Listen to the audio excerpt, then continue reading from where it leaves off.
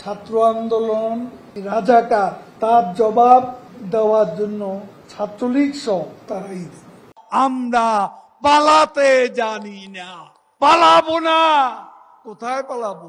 পালাবো না। খেলা হবে, খেলা হবে, পালাবো কোথায়?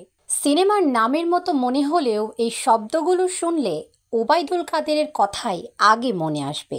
আন্দোলন দমাতে ছাত্রলীগই যথেষ্ট।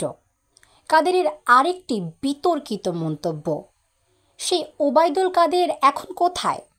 এই প্রশ্ন যেমন আওয়ামী লীগ নেতাকর্মীদের, তেমনি গোটা দেশের মানুষও জানতে আগ্রহী।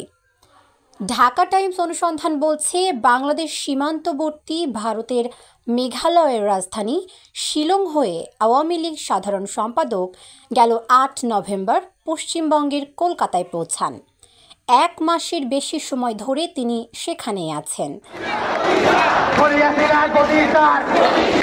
ছাত্র জনতার প্রবল আন্দোলনের মধ্যে ৫ আগস্ট ক্ষমতাচ্যুত হয় শেখ হাসিনার সরকার।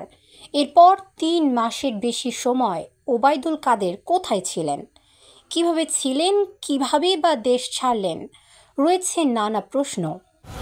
পালাইয়েই গেল, কোথায় যে পালাইছে ওইটাই জানি না। তো খেলা হবে কার সাথে? ওই বিভিন্ন খালি উস্কানিমূলক কথা বলতো, উস্কানিমূলক কথা বলতো, খেলা হবে এমুক তমুক, সবসময় খালি উস্কানিমূলক কথা বলতো।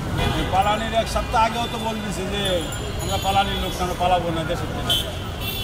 অনুসন্ধান বলছে, সরকার পতনের পর ওবায়দুল কাদের